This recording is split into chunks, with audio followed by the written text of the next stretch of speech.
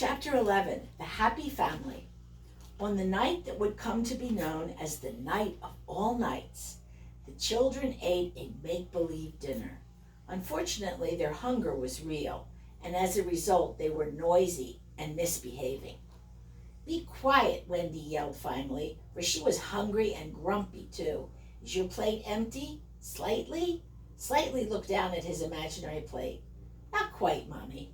"He didn't take one bite of his carrots," Nibs said. John raised his hand. "Since Peter isn't here, can I sit in his chair?" "Sit in Father's chair?" "No," replied Wendy, who had taken to referring to Peter as father. "He's not our real father," John complained. Toodles wanted in too. "Can I be the father?" he asked. "No," Wendy said. "What about the baby?" he asked. "I'm the baby," Michael said. He was already settled in his comfortable basket. Toodles moped. "Slightly has his elbows on the table," someone reported. "The twins ate their dessert before their vegetables," someone else added. "Curly is eating all the butter and honey. Nibs is speaking with his mouth full." Wasn't this just like a normal family life? Later, after the imaginary dishes were washed, Wendy sat by the fire and sewed socks with very real holes in them. As her boys played around her, she felt very content with her familiar little family. Just one thing was missing. Suddenly she heard a step above them. "That's Peter's step," Wendy said. "Children, go greet Father at the door." Peter entered, dropping down through his own personal tree, and the children ran to meet him happily. He had brought nuts and treats for them, and from the crocodile, the correct time for Wendy. This he obtained by following the crocodile until he chimed the hour. "You spoil us, Peter," Wendy said. "We want to dance," the twins cried. "Go ahead," said Peter, who was in a jolly mood. "You and Mommy too." "Come on, Peter," Wendy said. "Children, go put on your nightgowns first." While the boys ran to do so, Peter and Wendy had a quiet moment alone. "Life is good, isn't it?" Peter said, warming his feet by the fire. "You and me and the little ones." "It is," Wendy agreed. "I think Curly has your nose." "Michael takes after you," Peter said. But suddenly, Peter looked scared.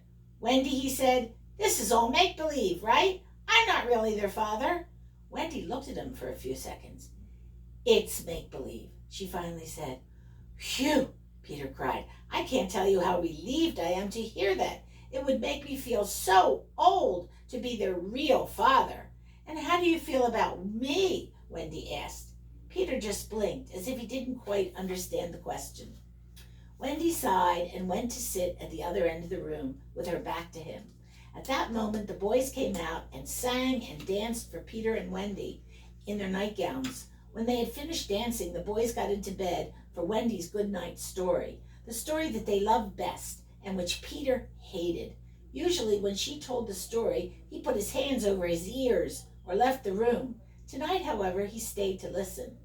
"Once upon a time, there was a gentleman," Wendy began. "I want a lady," Curly said. "I want a white rat," said Nibs. "Shh," Wendy said. "Okay, there was a lady as well. Their names were Mr. and Mrs. Darling." On the other side of the room, Peter flinched. "Hey," John said, "I know them." "Me too," Michael said, but he didn't sound sure. "Mr. and Mrs. Darling were married and had 3 white rats?" Nibs cried hopefully. "Children," Wendy said, "and they had a nurse called Nana. But one day Mr. Darling got mad at Nana and chained her up in the yard, and so all the children flew away to Neverland." "That is a great story," said Nibs. "Imagine how sad these parents were after their children left," Wendy said. "Poor parents," the boys moaned, but they were just pretending to feel sorry. "It's an awfully sad story," the first twin said cheerfully. "If you knew how strong a mother's love is, you wouldn't worry," Wendy said. And now she came to the part that Peter hated the most. "You see," Wendy said, "the mother left the window open so her children could fly back one day." She closed her eyes. "Can't you see it? Can't you picture the happy scene when the children finally fly back home?" From Peter's corner came a hollow groan. "Are you in pain?" Wendy asked. "No, but you were wrong about mothers." He took a deep breath. A long time ago, I thought my mother would also keep the window open for me, so I stayed away and played. But when I flew back, the window was locked. She had forgotten all about me, and another little boy was sleeping in my bed. Is that true or make-believe? Wendy asked, alarmed. Peter wasn't sure, but it scared the children all the same. So that is what mothers are like, they thought. Wendy, let's go home right now, John cried. Maybe it's too late and the window's already locked. Yes, she said, clutching her brothers. She was so worried about the closed window that she didn't even think about Peter's feelings. Peter, will you arrange it? If you like, he replied coolly, as if she had asked him to pass the nuts. After all, she didn't care, neither would he. Upset at the idea of losing their mother, the lost boys surrounded Wendy threateningly. We won't let you go, they cried. We'll keep you prisoner. Toodles, help, Wendy cried. Somehow, even though he was the silliest boy, she knew he was the right person to ask. Toodles stepped between her and the rest of the boys. You'll have to go through me first, he said. Peter spoke up. We keep no girls here against their will. Since flying makes you so tired, I'll have the Indians guide you through the woods. Then Tink can take you across the sea. Thank you, Peter, Wendy said. She turned to the lost boys. Come with us, she offered. I am sure my parents would adopt you. This was meant mainly for Peter, but all of the boys jumped with joy. Peter, can we go? They pleaded.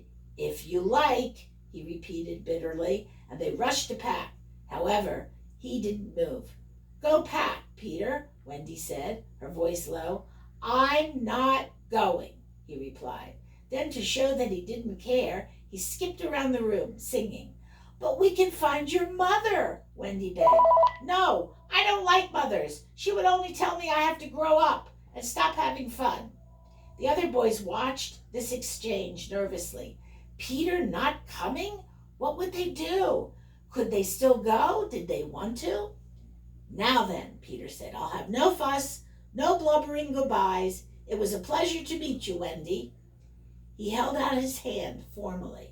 You'll take good care of yourself? She asked. Yes. Ready, Tinkerbell?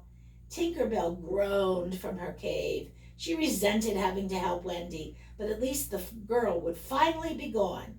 Then off you go. At just that moment, however, there was a clashing sound above.